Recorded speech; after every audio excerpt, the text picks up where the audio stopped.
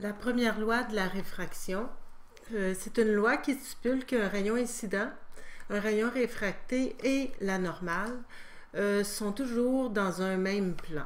Ça ressemble beaucoup à la première loi de la réflexion, mais c'est dans une situation de réfraction.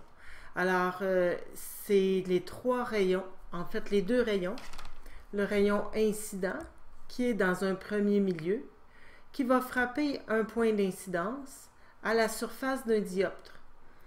Il va y avoir un angle d'incidence entre le rayon incident et la normale. Si je dessine un plan en deux dimensions qui contiennent déjà ces deux segments-là, il faudrait que ce plan-là puisse contenir en même temps le rayon réfracté. Alors le plan est perpendiculaire au dioptre, contient le rayon incident, le rayon réfracté et la normale. Dans un cas de réfraction, il faut absolument que le plan fasse partie des deux milieux.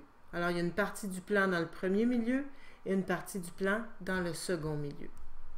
La deuxième loi de la réfraction, c'est une loi qui stipule que le rapport entre les sinus de l'angle d'incidence, sin de l'angle d'incidence, et le sinus de l'angle de réfraction, sin θr, est une constante. Le rapport, c'est la division entre les deux. Cette constante correspond à l'indice de réfraction relatif des deux milieux traversés par le rayon lumineux.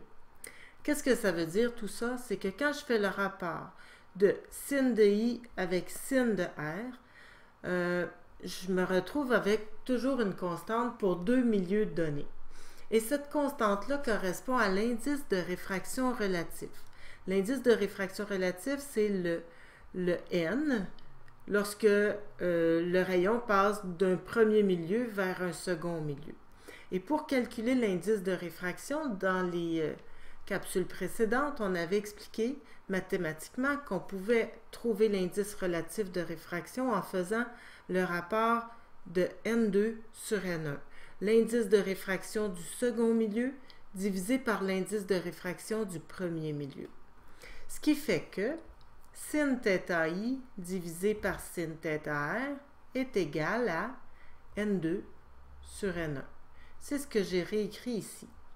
Si on fait un produit en croix, ben on va se retrouver avec sin de l'angle d'incidence fois N1, N1 sin θi, et N2 fois sin θr, N2 sin θr. C'est ce qui est la deuxième loi de la réfraction. C'est cette loi-là qu'on appelle la loi de Snell-Descartes.